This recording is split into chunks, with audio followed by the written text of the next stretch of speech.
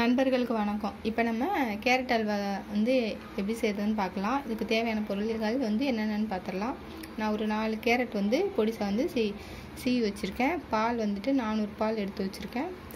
சர்க்கரை வந்துட்டு 150 கிராம் எடுத்து வச்சுருக்கேன். நீங்கள் இனிப்பு ஜாஸ்தியாக வேணும்னா 200 கிராம் எடுத்து வச்சுக்கோங்க. ஏலக்காய் வந்து நல்லா நுணுக்கி வச்சுக்கோங்க. திராட்சை போதுமான அளவு எடுத்துக்கோங்க. முந்திரி பருப்பு போதுமான அளவு. வந்து நெய் வந்து நான் வந்து ஒரு 3 ஸ்பூன் எடுத்திருக்கேன். வாங்க நீ எப்படி செய்யலாம்னு பார்க்கலாம்.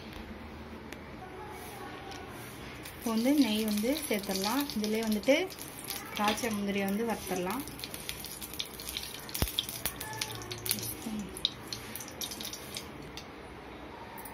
இப்போ வந்து வறுத்து எடுத்துக்கலாம். முந்திரி திராட்சையை வந்துட்டு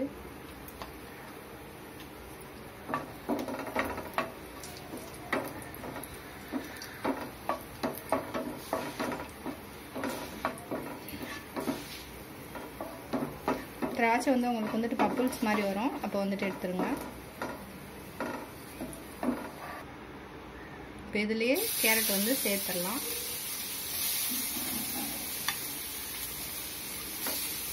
ஒரு 3 நிமிஷம் ஆகட்டும். நல்லா வதங்கினதும் பால் சேர்த்துடலாம்.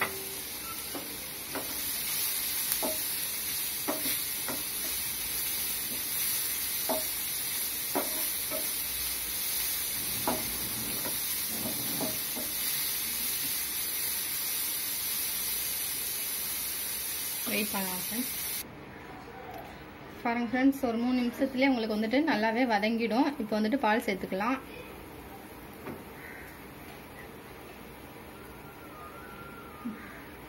பால் வந்து உங்களுக்கு நிறைய சேர்த்தா தான் நல்லா டேஸ்ட்டாக இருக்கும்.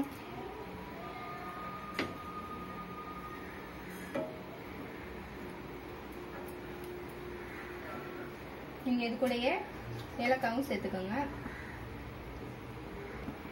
பாருங்க ஃப்ரெண்ட்ஸ், நான் நல்லா நுணுக்கி வச்சுருக்கேன். இந்த மாதிரி நுணுக்கி சேர்த்துக்கோங்க.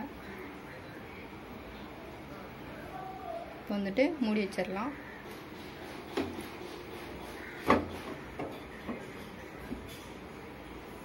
மீடியம் ஃப்ளேவரில் வச்சுக்கோங்க. பாருங்க ஃப்ரெண்ட்ஸ், பால் வந்து நல்லாவே பொங்கி வருது. பொங்கி வரும்போது வந்துட்டு நீங்கள் வந்து ஓப்பன் பண்ணி வச்சுருங்க. இல்லைன்னா பொங்கி எல்லாமே கீழே ஊற்றிடும். ஓப்பன் பண்ணி வச்சுட்டு ஒரு 3 நிமிஷத்துக்கு ஒரு டைம் இந்த மாதிரி கிண்டி விட்டுன்னு இருந்தீங்கன்னா அப்படியே வற்றிடும். ஆடையெல்லாம் அப்படியே சுற்றி சுற்றி வரும். அதெல்லாம் அப்படியே எடுத்து விட்ருங்க.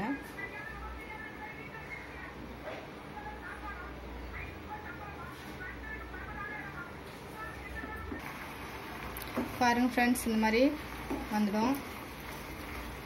நீங்கள் வந்துட்டு நல்லா ஒரு அகலமான பாத்திரமாக நான்ஸ்டிக்காக இருந்ததுன்னா உங்களுக்கு ரொம்பவே செய்ய நல்லா வசதியாக இருக்கும். நான்ஸ்டிக் இல்லைன்னா நல்லா கனமான பாத்திரமாச்சு செஞ்சுக்கலாம். இன்னும் வந்துட்டு ஒரு 2 நிமிஷத்துலேயே உங்களுக்கு வந்துட்டு ரெடி ஆகிடும். நான்ஸ்டிக்காக இருந்ததுன்னா உங்களுக்கு அப்படியே ஒட்டாமல் நல்லா வரும்.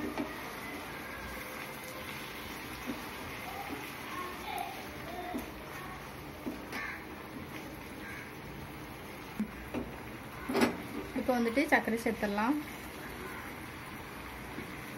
உங்களுக்கு ரொம்ப இனிப்பு வேணும்னா 200 சர்க்கரை சேர்த்துக்கோங்க. நான் வந்து கம்மியாக தான் சேர்த்துருக்கேன். சர்க்கரை சேர்த்தோன்னா அப்படியே ஒரு மெல்ட் ஆகிட்டு தண்ணி விட்ட மாதிரி ஆகிடும். இல்லைன்னா ஒரு நிமிஷத்துல உங்களுக்கு வந்துட்டு ரெடி ஆகிடும். இப்படியே நீங்கள் வறுத்து வச்சுருக்கிற இதையும் சேர்த்துடலாம்.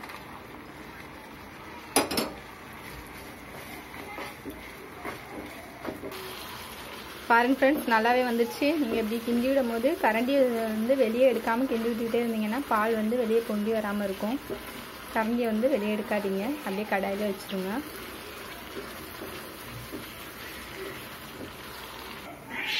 பாருங்கள் ஃப்ரெண்ட்ஸ், சுவையான கேரட் அல்வா ரெடி ஆயிடுச்சு. நீங்களும் வீட்டில் ட்ரை பண்ணி பார்த்துட்டு எப்படி இருக்குன்னு சொல்லுங்கள். இந்த வீடியோ பிடிச்சிருந்ததுன்னா லைக் பண்ணுங்கள், ஷேர் பண்ணுங்கள், கமெண்ட் பண்ணுங்கள். Thank you friends.